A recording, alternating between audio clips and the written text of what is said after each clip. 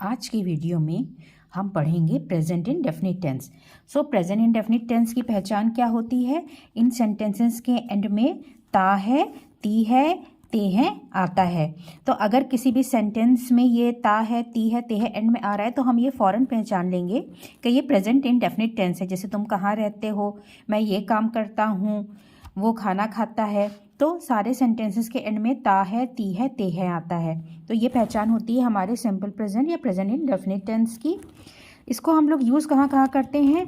पहले हम उन इवेंट्स को और उन एक्शन को हैपन करने के उन इवेंट्स और एक्शन को बताने के लिए करते हैं जो रेगुलर बेसिस पे होते हैं, that happens on regular basis. For example, I go to school every day, the bank opens every day at 9 o'clock, she tells moral story to her children every night. तो जो regular basis पे रोज़ काम हो रहा है वहाँ पे हम लोग प्रेजेंट इंडेफिनिट टेंस को लगाते हैं। फिर दूसरी सेकंड कहाँ पे यूज़ कर सकते हैं? जहाँ पे कोई हैबिट हो, जैसे मैं कॉफ़ी पीती हूँ, आई ड्रिंक कॉफ़ी, या डॉग बार्क्स, जैसे कुत्तों की आदत होती है भौंकना, तो dog barks. I go for morning walk every day, मुझे मॉर्निंग वॉक की आदत है, सो आई गो टू मॉर्निंग, मैं रोज़ मॉर्निंग वॉक करती हूँ। आई स्लीप एट 10 o'clock, मैं रोज़ 10 बजे सो जाती हूँ। यू वॉच टीवी रेगुलरली, तुम रोज़ टीवी देखते हो। तो जो भी आदत होती हैं उनको एक्सप्रेस करने के लिए हम प्रेजेंट इंडेफिनिट टेंस को यूज़ करते हैं। और कहाँ पे यूज़ होता है ये? यूनिवर्सल ट्रुथ, जैसे गॉड लव इट्स क्रिएशन, जो सच्चाई है जिसको हम बदल नहीं सकते, जो पूरे वर्ल्ड, जो यूनिवर्स की सच्चाई है। Sun rises in the east, सूरज पूरब में निकलता है, ये एक यूनिवर्सल ट्रुथ है। The earth moves around the sun, ज़मीन जो है अपने उसके सूरज के चारों तरफ चक्कर काटती है। तो क्या है इसकी पहचान? ता है, ती है आता है। और ये कहाँ कहाँ यूज़ होता है? जहाँ पे कोई रेगुलर, जो काम रेगुलरली हो रहा हो, जो हैबिट हो या यूनिवर्सल ट्रूथ हो। अब देखते हैं हम इसके सेंटेंसेस को फॉर्म कैसे करते हैं, क्या रूल होता है। अगर हमारा सेंटेंस अफर्मेटिव है यानी कि पॉजिटिव सेंटेंस है तो कैसे बनाएंगे? सब्जेक्ट के बाद हमारा लगेगा V1, यानी कि फर्स्ट V1 क्या होती है? First form of verb plus object. इसमें यहाँ पे एक बात नोट करते रहिए, अगर हमारा सब्जेक्ट ही, शी, इट या कोई सिंगुलर है, ही, शी, इट या सिंगुलर्स के साथ में V1 में एस या ES जुड़ा होगा। जैसे गो है तो वो गोज हो जाएगा, डू है तो वो डज हो जाएगा। तो इस बात को ध्यान, स्टडी है तो स्टडीज हो जाएगा, एस या ES या IES हम इसमें जोड़ देते हैं वर्ड के लास्ट में। वर्ब वाला जो वर्ड होता है उसके लास्ट में SES या IES जोड़ देते हैं। इसके कुछ एग्जाम्पल्स देखते हैं। I go to school every day, अब ये IVUDE के साथ में S या ES नहीं लगेगा।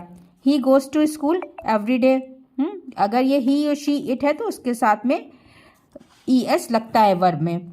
You tell a good story, birds fly in the sky, dog barks. Negative sentences देखिए, सब्जेक्ट के साथ में डज नॉट लगेगा या डू नॉट लगेगा, V1 लगेगा और ऑब्जेक्ट लगेगा। अगर हमारा सब्जेक्ट ही, शी, इट या कोई सिंगुलर है तो उसके साथ हम लोग डज नॉट को यूज़ करते हैं, और आई, वी, यू, दे और जो भी हमारे प्लूरल्स होते हैं उनके साथ में डू नॉट यूज़ करते हैं। एग्जाम्पल्स देखिए, he does not go to school every day, यहाँ पे डज नॉट लगा क्योंकि ही, शी, इट था। अब क्योंकि डज भी हमारा हेल्पिंग वर्ब ही हो गया, डू नॉट या डज नॉट, हमने हेल्पिंग वर्ब का अपने FB पेज पे कुछ हेल्पिंग वर्ब्स को शेयर किया है। अब आपका सेंटेंस के हेल्पिंग वर्ब में अगर S या ES लगा दिया है हमने, तो अब हम मेन वर्ब में, ये जो हमारा मेन वर्ब है उसमें हम लोग S या ES को ऐड नहीं करेंगे। इस बात पर बहुत ध्यान देना है। कुछ लोग क्या करते हैं, हेल्पिंग वर्ब में भी S या ES जोड़ देते हैं और फिर मेन वर्ब में भी जोड़ देते हैं। जब एक बार हेल्पिंग वर्ब में S या ES लग गया है तो हम लोग मेन वर्ब में S या ES नहीं जोड़ते हैं। You do not tell a good story, dog does not bark, I do not go to school every day. अगर आप इस बात को यहाँ पे ध्यान देते चलिए, अगर आपने दोनों में, अगर हेल्पिंग वर्ब और मेन वर्ब दोनों में S या ES लगा दिया तो आपका सेंटेंस रॉन्ग हो जाएगा। तो अगर डज नॉट लगा हुआ है तो आगे की मेन वर्ब में हम कभी भी S या ES नहीं जोड़ा जाएगा।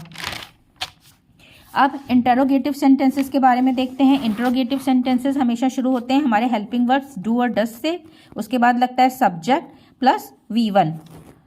ये हम बताने की अब ज़रूरत नहीं कि डज कहाँ लगेगा, डू कहाँ लगेगा, ये हम अभी डिस्कस कर चुके हैं। एग्जाम्पल्स देखिए, does he go to school every day, do you study hard. तो डू या डज के बाद सब्जेक्ट, सब्जेक्ट के बाद वर्ब और सेंटेंस का फिर वही प्लस ऑब्जेक्ट लगेगा।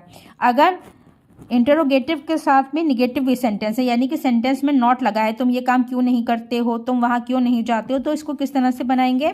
Sentence as usual helping verb से स्टार्ट होगा, डू या डज से स्टार्ट होगा, फिर सब्जेक्ट लगेगा, उसके बाद में नॉट लगेगा, फिर V1 लगेगा और फिर ऑब्जेक्ट लगेगा।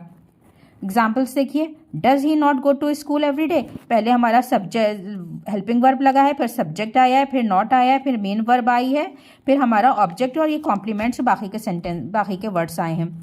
Do you not tell a good story.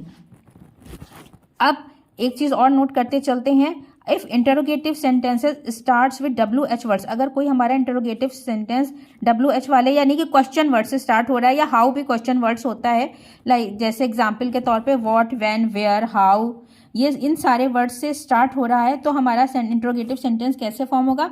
सबसे पहले हम अपना वही क्वेश्चन वर्ड्स लगा देंगे, चाहे वो WH वाला वर्ड हो या हाउ हो, प्लस उसके बाद में हम लोग डू या डज लगाएंगे, उसके बाद सब्जेक्ट लगाएंगे, फिर V1 और फिर object, where do you live, why does he not study.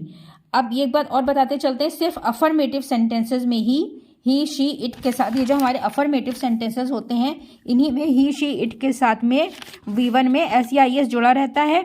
बाकी निगेटिव सेंटेंसेस में, इंटरोगेटिव में हम कहीं भी V1 में S या IS नहीं जोड़ेंगे, क्योंकि हेल्पिंग वर्ब में डज लग चुका है। वीडियो को देखने के लिए थैंक यू। अगर मेरा वीडियो पसंद आया हो तो प्लीज़ चैनल को लाइक और सब्सक्राइब करें, और मेरे Facebook page grow with education को भी फॉलो करें। Thank you.